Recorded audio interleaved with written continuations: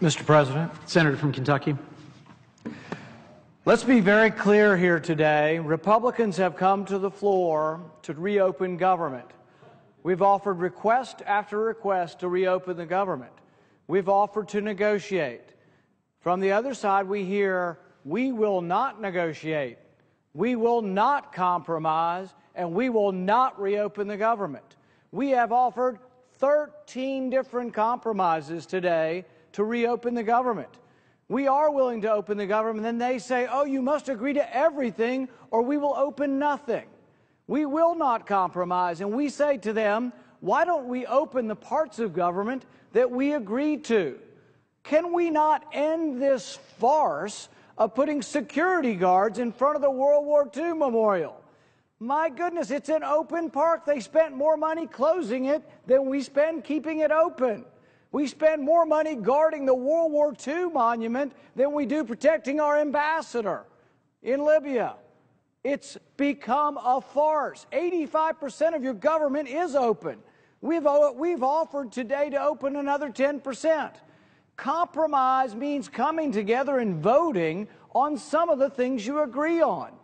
Every program that we've wanted to open today, the national parks, NIH, Veterans Affairs, allowing funerals, for goodness sakes, for our military heroes who have died in action.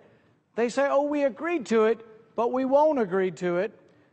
So let's be very clear. Republicans have offered today very specific proposals for opening government. The Democrats have uniformly rejected every appeal to open government. So when one of our wounded heroes can't have a funeral, when one of our people cannot be buried in Arlington Cemetery, when a World War II veteran goes to the monument and is barricaded and kept from viewing the monument to celebrate their service, be very clear that Republicans have asked to open the government and the Democrats have rejected opening at every point. In fact, they're very, very explicit with their strategy. We will not negotiate, they say. The president says he will not negotiate under pressure. My question is, when will he negotiate? We've had one good thing happen for the American taxpayer in the last 5 years. The bad thing is $7 trillion have been added to your tab, to your kids and your grandkids tab. One good thing happened, and it happened under duress, and it happened with regard to the debt ceiling. The sequester actually cut the rate of growth of spending. Didn't cut spending, but it's cutting the rate of growth of spending. The sequester happened under duress.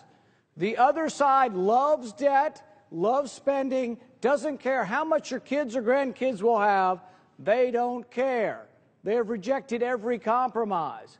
What we are saying is $7 trillion of debt under President Obama is too much.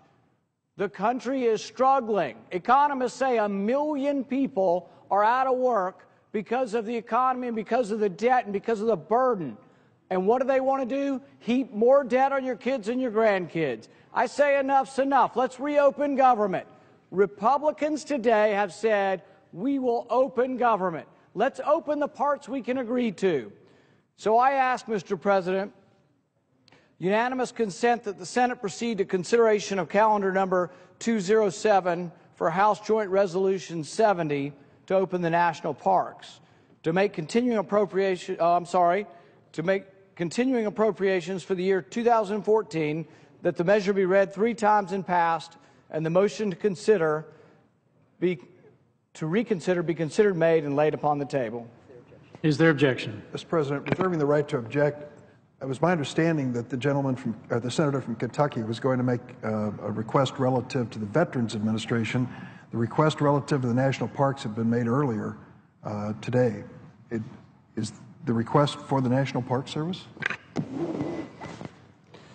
Yes, and I can go on. No, I wanted it to be very clear that you are objecting to funding the national parks. So when people go to the national parks, they know they can call your office, okay? Because we want to open the national parks, and we want to make it very clear that your side is objecting to funding the national parks. Reserving the right to object. The senator from Illinois. Reserving the right to object, I would like to clarify a few points relative to statements just made by the junior senator